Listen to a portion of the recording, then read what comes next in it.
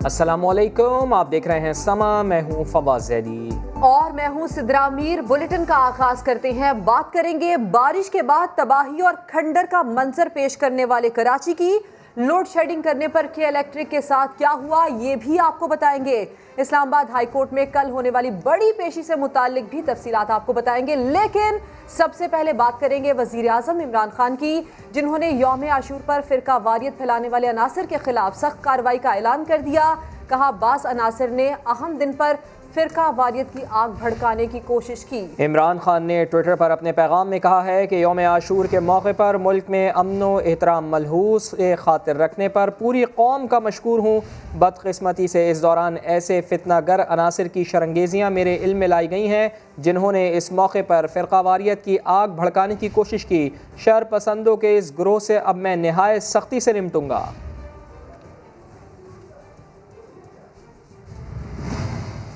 वफाकी वज़ीर इत्तलात शिबली फराज कहते हैं chairman CPEC authority Asim Salim Bajwa पर सोशल मीडिया पर लगाए गए इल्ज़ामात दुरुस्त नहीं हैं। शिबली फराज ने वज़ीर आज़म के मुआवने खुसूसी को वजाहत का मशवरा भी दे दिया। इस्लामाबाद में प्रेस कॉन्फ्रेंस में उनका क्या कहना था, आपको सुनवाते हैं। बारे में बातें हो रही हैं, मेरा ख्याल तो यही है कि वो बातें ठीक नहीं हैं। मैंने बाजवा साहब से भी मेरा यही वो होगा, मशवरा होगा कि वो आकर इसकी क्लैरिफिकेशन कर दें, क्योंकि मेरा नहीं ख्याल है कि जो बातें हो रही हैं वो दुरुस्त हैं। और कल इस्लामाबाद हाई कोर्ट में होगी बड़ी पेशी। मरियम नवाज एवनफील्ड रेफरेंस में सजा के खिलाफ अपील की समाअत पर कारकुनों समेत अदालत जाएंगी। पुरअमन सियासी शो होगा या नैब पेशी जैसी सूरत हाल, कल का दिन अहमियत इख्तियार कर गया। मजीद जान लेते हैं समा के नुमाइंदे सुहेल रशीद से। सुहेल, बताइएगा क्या कुछ होने जा रहा है।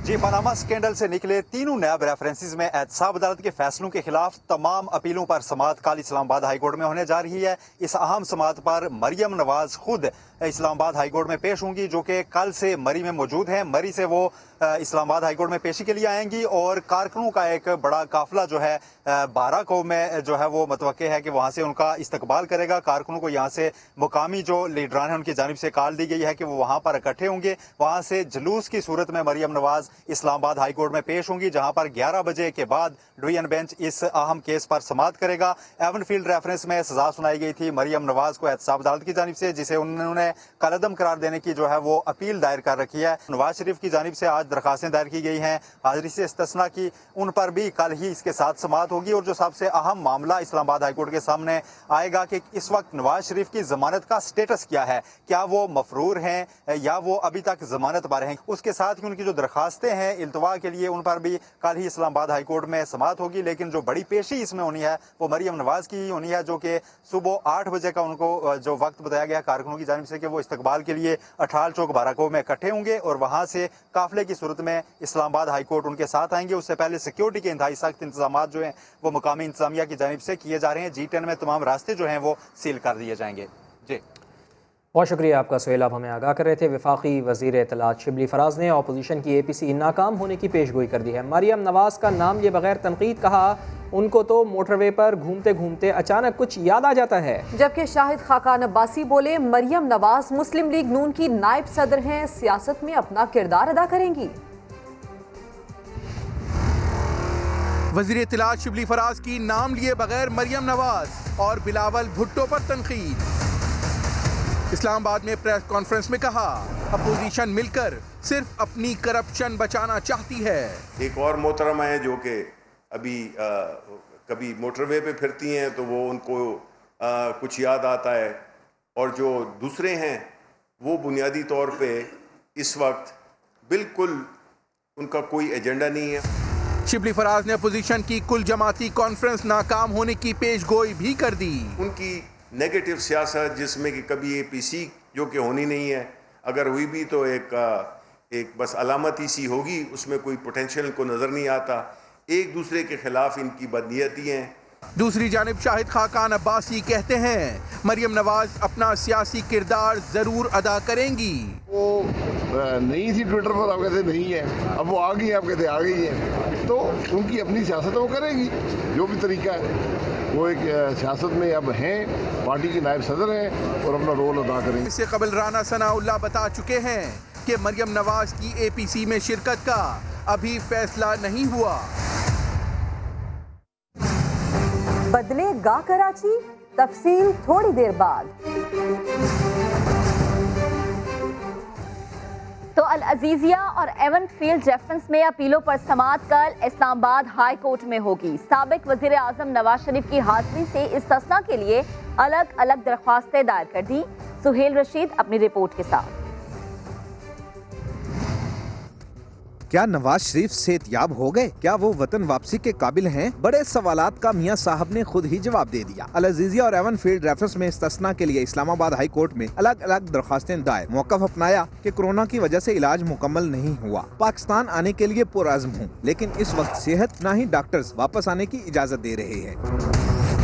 नवाज शरीफ ने जमानत में तोसी न देने का हुकूमती फैसला चैलेंज न करने की वजूहात भी बता दी। दरखास्त में कहा मामला लाहौर हाई कोर्ट में ज़ेर इल्तवा है। पंजाब हुकूमत भी ये जानती थी। इसके बावजूद मेडिकल रिपोर्ट्स को नजरअंदाज करते हुए जमानत में तोसी की दरखास्त खुद ही मुस्तरद कर दी। अल अजीजिया रेफरेंस अपील में इस्तदा की गई है कि वतन वापसी तक समाअत मुलतवी की जाए या मेरे नुमाइंदे की मौजूदगी में कार्रवाई आगे बढ़ाई जाए।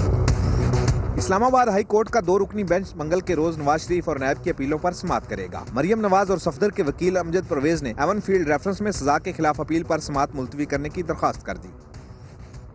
वफाक ने कराची के मसाइल के हल करने के लिए ट्रांसफॉर्मेशन प्लान तैयार कर लिया है। वज़ीर आज़म इमरान खान कहते हैं कि कराची के मसाइल का अंदाज़ा है, आवाम की मुश्किलात पर आंखें बंद नहीं कर सकते। पाकिस्तान के मुआशी हब को दोबारा संवारने के लिए भरपूर किरदार अदा किया जाएगा। इस्लामाबाद से देखिए नुमाइंदा खुसूसी अब्बास शबीर की रिपोर्ट।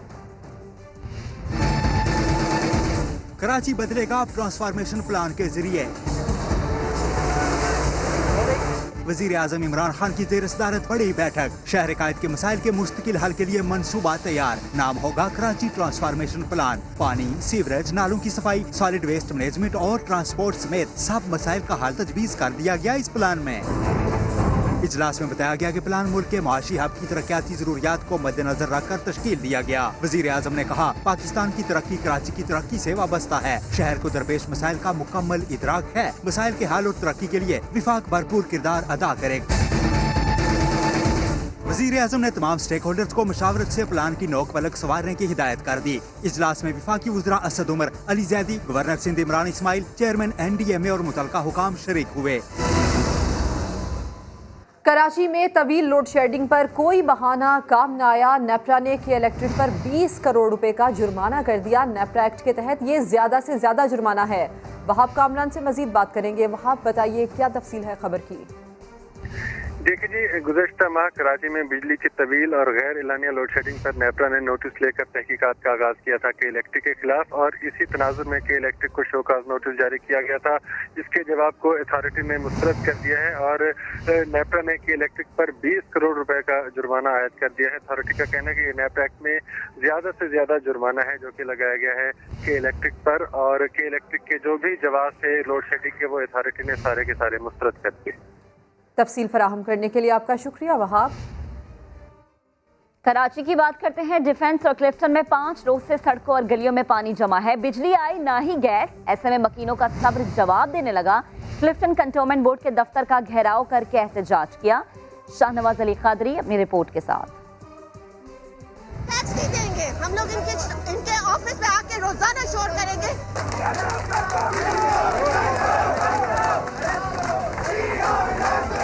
पानी सर से ऊंचा हुआ और डिफेंस परेशानियों में डूबा तो बड़े बड़े बंगले वाले भी सड़क पर आ गए।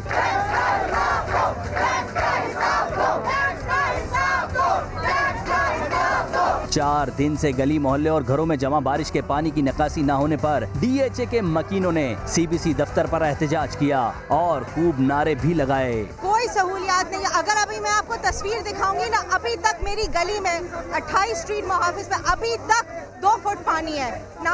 हमारे गेट्स टूट गए हैं, मेरे बेसमेंट में 2 फुट पानी है। हमारा गेट टूट गया, मेरी गाड़ियाँ डैमेज हुई, पानी की मशीन, पानी की टंकी में गटर का पानी, कोई सीवरेज सिस्टम नहीं है। कौन रिस्पॉन्सिबल है उधर का? किसने एक सफाई करवानी थी? हमने करवानी थी। हमसे ये वाटर एंड सीवरेज बोर्ड के नाम पे टैक्स लेते, प्रॉपर्टी टैक्स लेते। कहाँ गया हमारा पैसा? डिफेंस के रिहायशों ने खबरदार कर दिया कि गैस, बिजली और पानी से जुड़ी परेशानियां खत्म न की गयी तो टैक्स देना भी छोड़ देंगे। ये मेरे घर में काम करती है, आपके यहाँ भी उतना ही पानी है और मेरे घर में भी उतना ही पानी है। पहले ही अपने घर का साफ करके आई और फिर हमारे घर का साफ करने आ गई, तो सब बराबर ही हो गए। खान साहब को आना पड़ेगा और मामला को अपने हाथ में लेना पड़ेगा। कराची को जो है फेडरल गवर्नमेंट के या तो अंडर लेना पड़ेगा या 5 साल के लिए आर्मी के हवाले करना पड़ेगा। पहले तो मुजाहिरीन सीबीसी दफ्तर का मरकजी दरवाजा खोलकर अंदर घुस गए, मगर इंतजामिया ने पुलिस की मदद से उन्हें बाहर का रास्ता दिखा दिया।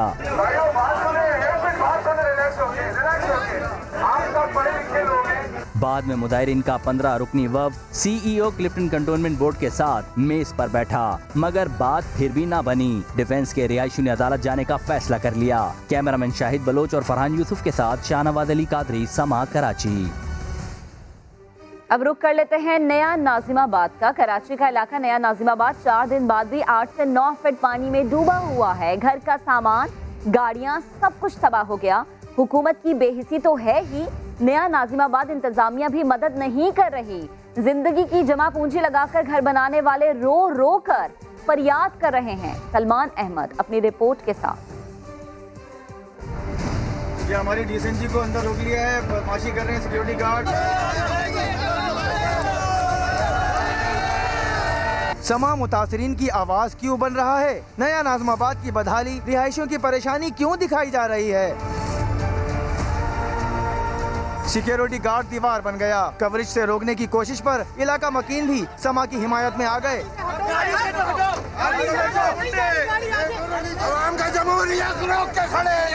अंदर का हाल नाकाबिले बयान है। ब्लॉक बी, सी और डी में 9 फीट पानी ने सैकड़ों घर डुबो दिए। हमें आसमान के नीचे ले आए हैं ये लोग अपनी गलत प्लानिंग की वजह से। भाई हमारे साथ मदद के लिए नहीं आया। हम चीखो पुकार करते रहे। 21 तारीख की बारिश में हम चीखो पुकार करते रहे कि यहाँ से पानी निकालो, लेकिन ये लोग हमें धोखा दे रहे कि पंप चल रहे हैं, पंप नहीं चल रहे थे। यारों मददगार सारे बैठे 12 दिन हो गए, आज लाइट नहीं है हमारे पास, खाने को नहीं है, लेकिन ये डंडा ले चलाने के लिए है, हमारी मदद करने के लिए यहाँ पे नहीं है। रिहायशी कहते हैं टैक्स का पैसा कहाँ जाता है, इदारे कहाँ हैं? खुद नया नाजिमाबाद की इंतजामिया मुंह छुपाती फिर रही है। करोड़ों के घरों में लाखों का सामान बर्बाद हो गया। 12 से 15 दिन जो ये इनके घर डूबे हुए हैं, सिर्फ समा इनकी आवाज बना है, समा यहाँ पर पहुँचा है। बाज़ मकामात पर तो डूबी गाड़ियाँ भी मुश्किल से नजर आ रही हैं। 1-1 रुपया जोड़कर सारी कश्तियाँ जलाकर हम यहाँ आए बहुत होप के साथ, लेकिन ये हाल देख लें, ये दूसरा मुसलसल साल है। छोटे छोटे बच्चों को कंधों पे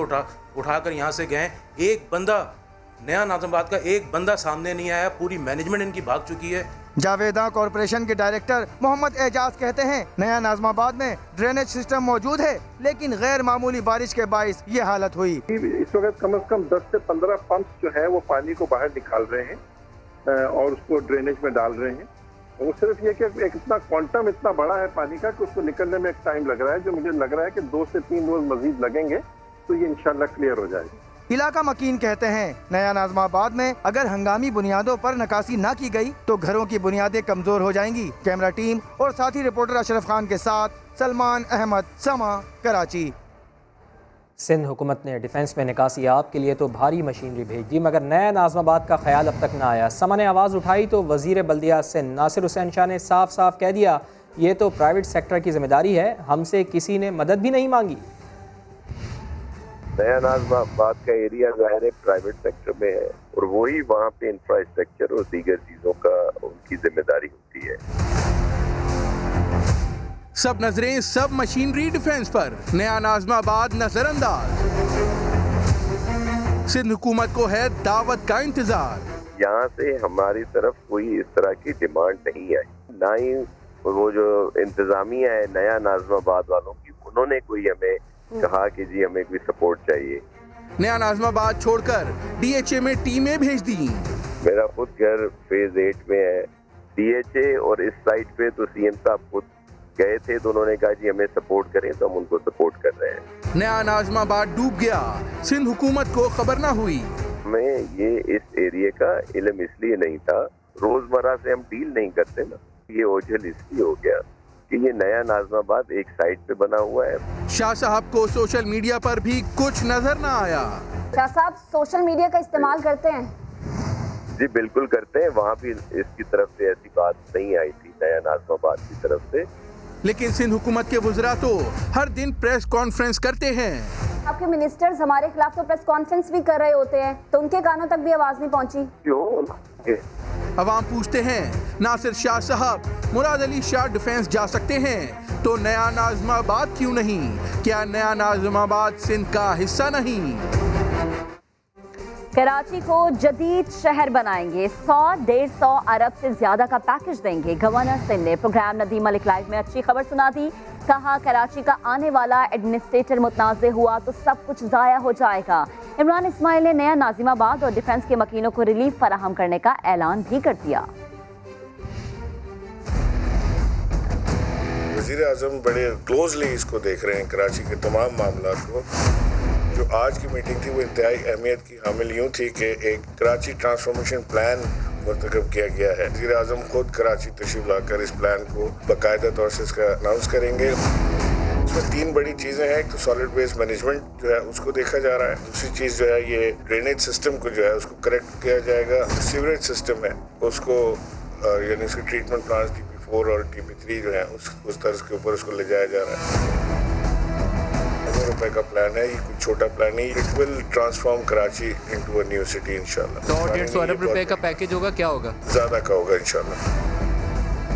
नदीम साहब, इस वक्त सबसे इम्पोर्टेंट यही चीज को देखा जा रहा है कि जो एडमिनिस्ट्रेटर की तैनाती है वो क्योंकि एक इंतहाई इम्पोर्टेंट रोल अपना पार्ट प्ले करेगा आने वाले वक्त में, उसका न्यूट्रल होना इंतहाई जरूरी है। वो लोग जो नया नाज़िमाबाद में आबाद थे डिफेंस के अंदर, तो वसाइल वाले लोग हैं, लेकिन उनका बेचारों का सब कुछ उनका भी बर्बाद हो गया, प्रोटेस्ट कर रहे हैं, तो आप लोगों को रिलीफ तो देना पड़ेगा। जी, रिलीफ इंशाल्लाह जरूर देंगे, चाहे वो डिफेंस वाले हों, नया नाज़िमाबाद वाले हों, रंगी वाले हों, कोरंगी वाले हों, लांडी वाले हों, इंशाल्लाह जो रिलीफ होगा वो सबके लिए बराबर होगा। कराची में बारिश के दौरान इंतजामिया सड़क पर ना आई, बच्चे बाप की शफकत से महरूम हो गए। सैलाबी रेले में डूबकर जाँ बहक होने वाले कोरंगी के रिहायशी अमजद की बेवा समा के प्रोग्राम नदीम मलिक लाइव में रो रो कर दुहाइयां देती रहीं। लोग कोरंगी क्रॉसिंग पर रहते हैं, हमारे हस्बैंड काम से आ रहे थे, हम 5 दिन तक ढूंढते रहे उनको।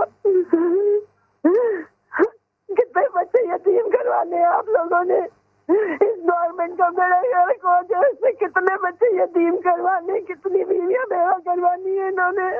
खुदा करे इनके अपने घरों में मातम उठे, इनका बेड़ा गर्क हो जाए। अल्लाह पाक रहम फरमाए जी, अल्लाह पाक रहम फरमाए। उनके साथ हुआ क्या अमजद साहब के साथ?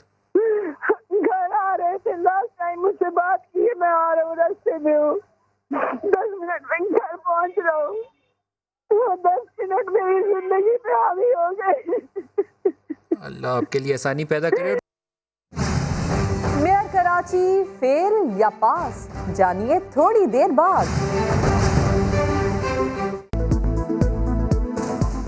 जनूबी वज़ीरिस्तान में सर्च ऑपरेशन के दौरान दहशतगर्दों की फायरिंग से 3 फौजी शहीद और 4 जख्मी हो गए हैं। उस्मान खान रिपोर्ट करेंगे। अमन दुश्मन बाज न आए, यौम आशूर पर भी कर दिया बुज़दिलाना वार। जनूबी वज़ीरिस्तान में सिक्योरिटी फोर्सेस पर दहशतगर्दों की फायरिंग, सूबेदार समेत पाक फौज के 3 जवान वतन पर कुर्बान। ISPR के मुताबिक दहशतगर्दों ने सिक्योरिटी फोर्सेस के एहलकारों को उस वक्त फायरिंग का निशाना बनाया जब वो सर्च ऑपरेशन में मसरूफ थे। वाकया जनूबी वज़ीरिस्तान की तहसील लद्दा में पेश आया। शहीद होने वालों में सूबेदार नदीम, लांस नाइक मुसव्विर और सिपाही सलीम शामिल हैं। दहशतगर्दों की फायरिंग से 4 फौजी जख्मी भी हुए, जिन्हें अस्पताल मुंतकिल कर दिया गया। वाकये के बाद हमलावरों की तलाश के लिए इलाके में सर्च ऑपरेशन किया जा रहा है। और कराची वालों खबरदार, होशियार, शहर बैरूत जैसी हौलनाक तबाही के खदशात की जद में है। बंदरगाह पर मौजूद केमिकल के कंटेनर्स बम बन सकते हैं। सेनेट की कायमा कमेटी बराए बहरी उमूर में तहलका खेज इंकशाफात। उस्मान खान की रिपोर्ट देखिए।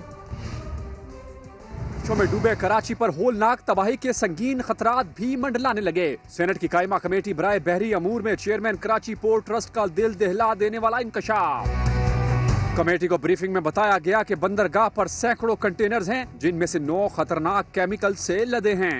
बैरूत के वाक़या के बाद वहाँ पर जो केमिकल से धमाका हुआ था, उससे हमने पूछा कराची पोर्ट चेयरमैन से, तो उन्होंने हमें बताया कि वहाँ पे कराची पोर्ट में भी कुछ इस तरह के कंटेनर्स अभी भी मौजूद हैं। कमेटी ने सिफारिश की कि कस्टम वाले इस तरह के अगर कोई ख़तरनाक किस्म के वो हैं, तो आइडेंटिफाई तो हो चुके हैं, उनको जल्द अज जल्द वहाँ से निकाला जाए।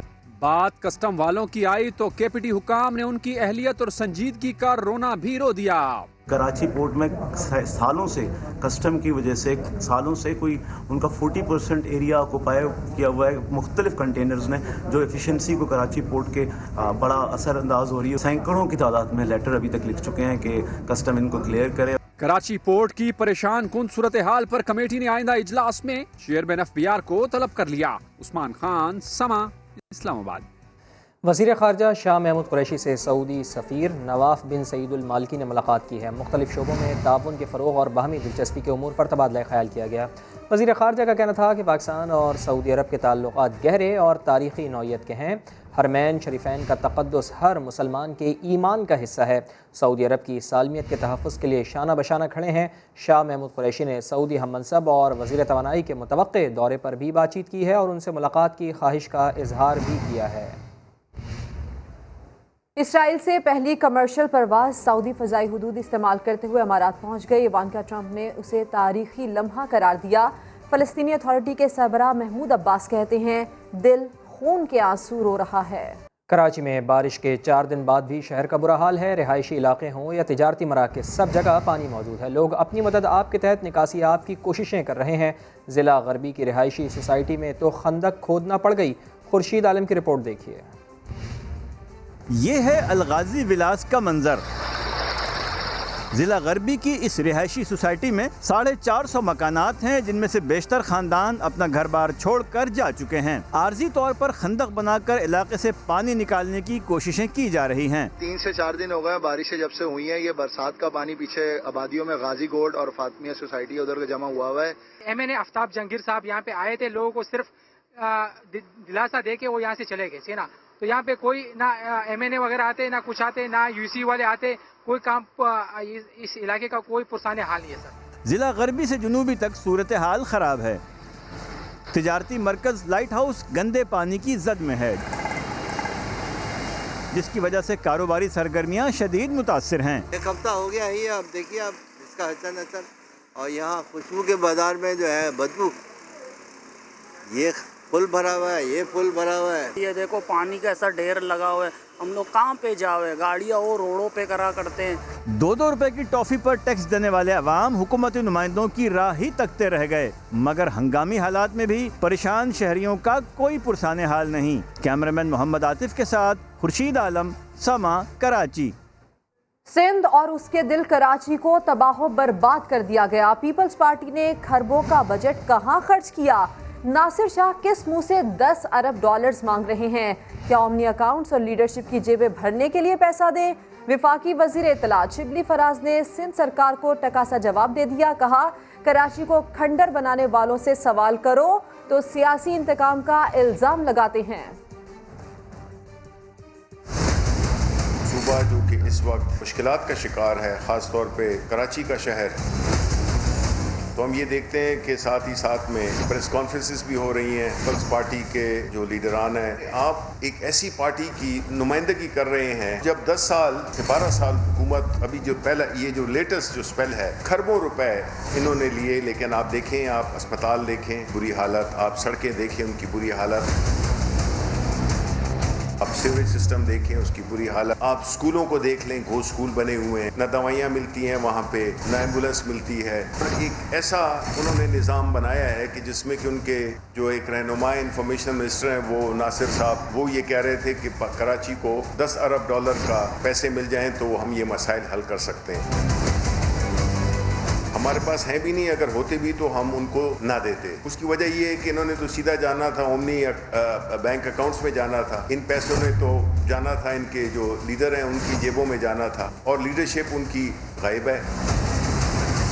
जब भी कोई मसला खड़ा होता है तो वो सियासी इंतकाम की बातें शुरू कर देते हैं। जो लेटेस्ट उनका ये था कि जो FATF पे जो बात की उन्होंने, तो वो तो हम कई दफ़ा कह चुके हैं कि बुनियादी तौर पे ये FATF की आड़ में अपने लिए NRO लेना चाहते थे।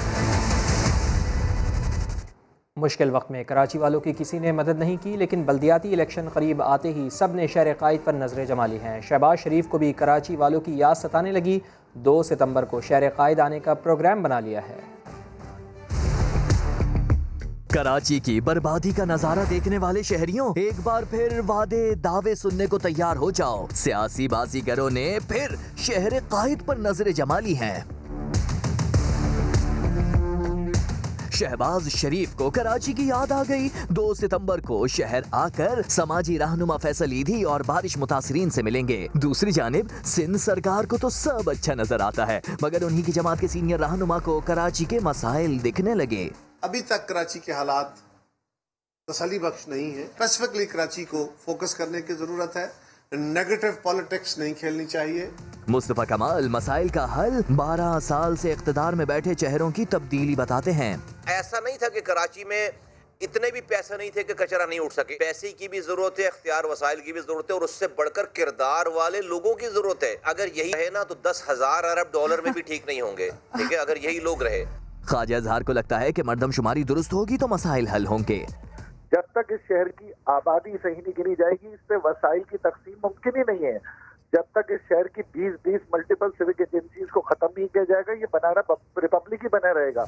हलीम आदिल शेख ने एक बार फिर वजीर आला सिंध और सईद गनी पर तनकीद की। ये लॉन्ग शूज पहन के, बरसातियां पहन के पूरे रोडों पे शोबाजी करने से कुछ नहीं होता। सईद गनी, ये ना तुम्हारा घर चनेसर कोट, उसके 5 मिनट के फासले पे लोग डूबे हुए, और आपको इतना ख्याल नहीं हुआ क्या को निकलवा दो आके। सियासी वादे दावे एक तरफ, कराची वालों को माजी के 12 साल से सबक सीख लेना चाहिए।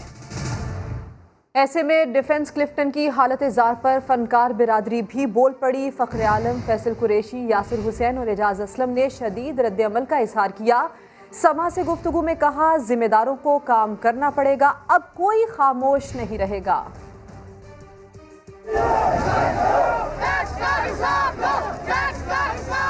बिजली और पीने का पानी आता नहीं, बारिश का पानी जाता नहीं। डिफेंस और क्लिफ्टन के फनकार भी चीख पड़े, सड़क पर निकल आए। जो नाले इन्होंने सड़क के बीच में बनाए हैं वो इतने अमेजिंग हैं कि उसमें से भी पानी नहीं जा रहा है। जितने भी रिहायशी हैं DHA के, वो सिर्फ ये जानना चाहते हैं कि जब वो इतना भारी टैक्स देते हैं तो उसके बाद ये कंडीशन क्यों है। गुलकार फ़ख्र आलम बोले, सोचना होगा आज ये नौबत आखिर क्यों आई। आपने अपने सिटीजन्स की आवाज को सुना नहीं। आप एक हद तक पॉपुलेशन को पुश कर सकते हैं, उसके बाद फिर पॉपुलेशन पुश बैक करती है। कराची के बाकी इलाकों में जो नुकसानात हुए हैं, ये लोग जब निकलेंगे तो ये लोग सारे करते धरता लोगों क्या पकड़ेंगे ना गिरबान। यासिर हुसैन ने कहा, समंदर किनारे इलाकों में पानी खड़ा होना सवालिया निशान है। हर चौथे हफ्ते नाले खोद देते हैं, वो सड़कें फाड़ देते हैं, गाड़ियाँ खराब हो जाती हैं। जैसी बारिश होती है नालों में पानी नहीं जाता। ये कॉन्ट्रैक्ट का चक्कर है या ये क्या चक्कर है। अदाकार एजाज असलम का कहना था, क्या हम हर साल बारिश से सिर्फ रिकॉर्ड ही तोड़वाते रहेंगे।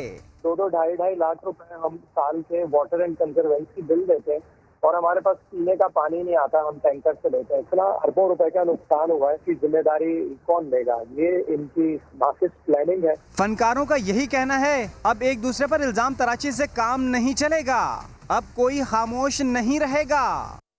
कराची में बारिशों ने शहर की सड़कों का नक्शा ही बदल डाला। टूटी सड़कें, कीचड़ और गंदे पानी ने मकीनों की मुश्किलात कई गुना बढ़ा दी हैं। तफसीलात खुर्शीद आलम की इस रिपोर्ट में। ये जंग से तबाह हाल इराक की सड़कें नहीं, बल्कि बादलों के हमले और हुकूमत के 2 नंबर काम का नतीजा है। कोरंगी कॉजवे पर 4 से 5 फीट तक पड़ने वाले गड्ढे मुसाफिरों के लिए वबाले जान बन गए। यही नहीं, बारिश का मुंह जोर पानी कॉजवे पर जगह जगह तबाही के निशानात छोड़ गया है। मेरे ख्याल में उनको उठना चाहिए और अपना काम करना चाहिए, हर किसी को। शाहीन कॉम्प्लेक्स के करीब धंसी सड़कें भी हादसात का सबब बनने लगी। गोलीमार, लियाकताबाद 10 नंबर और शेरशाह की सड़कें भी तबाही की दास्तानें सुना रही हैं। शादमान की सड़कों पर 1 से 1.5 फीट कीचड़ जमा है। उबलते गटर भी परेशानियों का सैलाब बन चुके हैं। क्या करें, मजबूरी, अब क्या कर सकते हैं हम। बस ऐसी पानी के अंदर आते जाते हैं। मस्जिद तो जा ही नहीं रहे हम, 3-4 महीने हो गए। पहले कोरोना का मसला था, अब ये मसला शुरू हो गया है। मरीज ले आने ले जाने में लोगों को बड़ी तकलीफ होती है, लेकिन आप देखें ये कितना कीचड़ पड़ा हुआ है। किसी ने आकर ये नहीं पूछा यार तुम्हें ये तकलीफ हो रही है, कोई आके इधर सफाई करनी है, कुछ करना है। हालिया बारिशों के बाद तिजारती हब की मुख्तलिफ शाहराहें तहस नहस हो चुकी हैं, जिसकी वजह से ट्रैफिक की रवानी बुरी तरह मुतासिर है। कैमरा टीम और साथी रिपोर्टर्स के साथ साद साबरी, समा, कराची। बारिश के बाद कारोबारी हफ्ते का पहला रोज कराची वाले दफातर से निकले तो बदतरीन ट्रैफिक जाम में फंस गए। शाहराह फैसल मेट्रोपोल पर गाड़ियों की लंबी कतारें लग गईं। बात करेंगे आमिर मजीद से। आमिर, क्या तफसील है? पाकिस्तान का मौशी हब कराची और कराची की सबसे मसरूफ तरीन शाहराह फैसल, जहां पर इस वक्त मैं मौजूद हूं, मेट्रोपोल का मुकाम है। कैमरामैन इमरान शायद अगर आपको दिखा सके तो यहाँ पर बड़ी तादाद में शहरी जो है वो ट्रैफिक जाम में फंसे हुए हैं। सदर से मलिर जाने वाला रास्ता ही नहीं बल्कि मलिर से सदर आने वाले जो रास्ता है, जो ट्रैक है, वहाँ पर भी ट्रैफिक जाम है। बताया ये गया है कि रीजेंट प्लाजा और आयशा भवानी स्कूल और कॉलेज के बाहर बारिश का पानी 4 रोज़ गुजर जाने के बाद भी बड़ी मिकदार में मौजूद है। हमने बहुत कोशिश की कि हम उस मुकाम पर पहुंच सके, लेकिन कई घंटों बाद भी हम सिर्फ मेट्रोपोल तक ही पहुंच सके हैं। ये सिर्फ मेट्रोपोल का ही इलाका नहीं बल्कि इसके अलावा यहाँ पर ट्रैफिक जाम होने की वजह से आई चुंदीगढ़ रोड, फवारा चौक और इससे जो लिंकिंग रोड है वहाँ पर भी ट्रैफिक जाम की सूरत हाल देखने में आ रही है। बड़ी तादाद में शहरी कई घंटों से इस ट्रैफिक जाम में फंसे हुए हैं। जी आमिर मजीद, बहुत शुक्रिया आपका। कराची में मानसून की हालिया बारिशों ने अदालती उमूर भी बुरी तरह मुतासर कर दी हैं। सिंध हाई कोर्ट की पार्किंग एरिया में मौजूद बारिश के पानी से वकला और साइलिन की मुश्किलात में इजाफा हो गया है। इरफानुल हक की रिपोर्ट देखिए। शहर चल रहा है ना ही शहरी निज़ाम। 4 रोज गुजर जाने के बावजूद सिंध हाई कोर्ट के पार्किंग एरिया से भी बारिश के पानी की नकासी नहीं हो सकी, जो कि वकला और पेशी पर आने वाले साइलिन के लिए किसी दरिया को अबूर करने से कम नहीं। बारिश के पानी की मुश्किलात अलग, 4 रोज से अदालत की बिजली मुनक़ता है, जिससे अदालती उमूर ठप होकर रह गए। पानी तो पहले बहुत ज़्यादा तक निकल गया, लेकिन ये कि अभी तक गाड़ियों की जगह से पानी नहीं निकला। लाइट का शदीद बहरान है, हम इतनी गर्मी में कोर्टों में पेश हो रहे हैं। 2-3 दिन कोर्टें बंद थी, हर चीज़ बंद थी, उसके बाद भी यहाँ से इन्होंने पानी तक नहीं निकाला। और हम कोर्ट में जैसे पेश होते हैं तो वहाँ पे कोई फाइल तक नहीं पढ़ पा रहे, इतना अंधेरा है अंदर कोर्टों में। ऐसी हालत है, कोई लाइट नहीं है, कोई सिस्टम नहीं है। इंतजामिया के मुताबिक कि इलेक्ट्रिक इंतजामिया को कॉल करने के बावजूद बिजली बहाल ना की जा सकी। बिजली बहाल होगी तो ही अदालतों में काम शुरू हो सकेगा। कराची के दीगर इलाकों की तरह डिफेंस और क्लिफ्टन भी बारिश की तबाहकारियों से महफूज ना रह सके।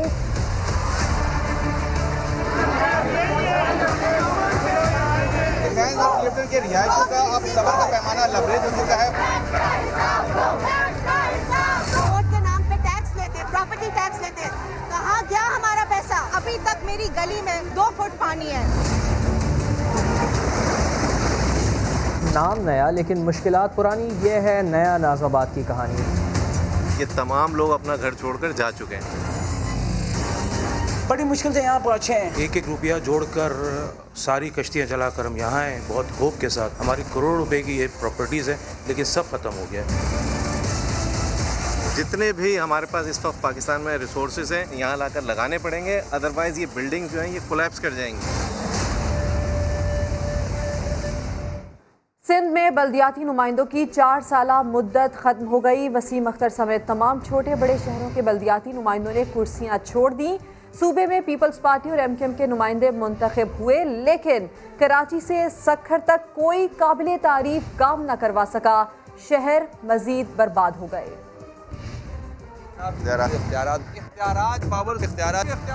हमारे पास रिसोर्सेज नहीं है।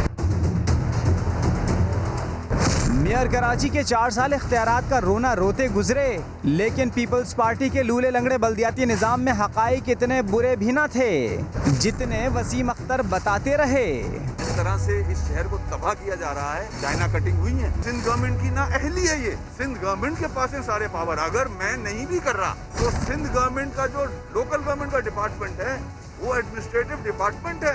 KMC ने 4 साल में 104 अरब रुपए के बजट पेश किए। सिंध हुकूमत ने तरक्याती और दीगर कामों के लिए 50 अरब 1 करोड़ अलहदा दिए, मगर शहरी हुकूमत के 32 महकमों की कारकर्दगी 0 रही। नाले साफ हुए, ना अस्पताल ठीक हुए, पार्कों की मरम्मत हुई, ना ही सड़कें बेहतर हो सकी। जमीनों की कोड़ियों के दाम फरोख्त और ओहदेदारों की करप्शन के स्कैंडल सामने आते रहे। और तो और वसीम अख्तर साहब के पास जिस काम के इख्तियारात थे वो भी उनसे न हुए, यानी KMC के गोश्त मुलाजमीन भी फारिग नहीं किए जा सके। ताजिर हों, सियासतदान या फिर अदाकार, सब ने वसीम अख्तर को नाकाम करार दे दिया। फंड मेरे पास पावर भी नहीं है, मैं तो ढक्कन भी नहीं लगा सकता गटर का। फंड नहीं होंगे तो कैसे करूंगा? घर से लेके आऊंगा क्या? पावर ही नहीं है। कचरा उठाने का इख्तियार मेरे पास नहीं है। कराची के साबिक मेयर वसीम अख्तर कभी बेइख्तियारी की दुहाइयां देते नजर आते थे तो कभी खुद ही खुद को पूरे नंबर देते थे। हमारी कारकर्दगी को 100 में से 100 नंबर दिए जाने चाहिए, 100 नंबर दिए जाने चाहिए। मगर ताजिर रहनुमा तो उन्हें फेल करार देते हैं। उन्होंने हमारी हर प्रॉब्लम को बगौर सुना, लेकिन आखिरी जवाब तो यही होता था, इख्तियारात नहीं है, फंड्स नहीं है, वसाइल नहीं है। उस लिहाज से मैं समझता हूँ कि मेयर कराची की जो कारकर्दगी है 3-4% से ज्यादा नहीं। शोबिस शख्सियात भी वसीम अख्तर से हिसाब मांग रही हैं। मेयर कराची में आपकी कारकर्दगी से एज ए कराची बिल्कुल भी मुतमईन नहीं, बिल्कुल भी मुतमईन नहीं। हिसाब दो मेयर कराची, हिसाब दो। ताजिरों और अदाकारों का कहना है कि कराची वसीम अख्तर की नाकामी का मुंह बोलता सबूत है। लेकिन वसीम अख्तर ने मेयरशिप छोड़ते हुए खुद को 100 में से 100 नंबर दिए। समा ने सर्वे करवाया तो कराची के शहरियों ने हिसाब मांग लिया। 4 साल क्या किया? खुद को 100 में से 100 नंबर देने वाले वसीम अख्तर के बारे में कराची वाले क्या सोचते हैं? समा ने वसीम अख्तर की बतौर मेयर कराची कारकर्दगी पर सर्वे किया। शहरियों से पूछा कि क्या आप साबिक मेयर कराची की 4 साल कारकर्दगी से मुतमईन हैं? समा के ट्विटर हैंडल पर नतीजा नहीं में आया।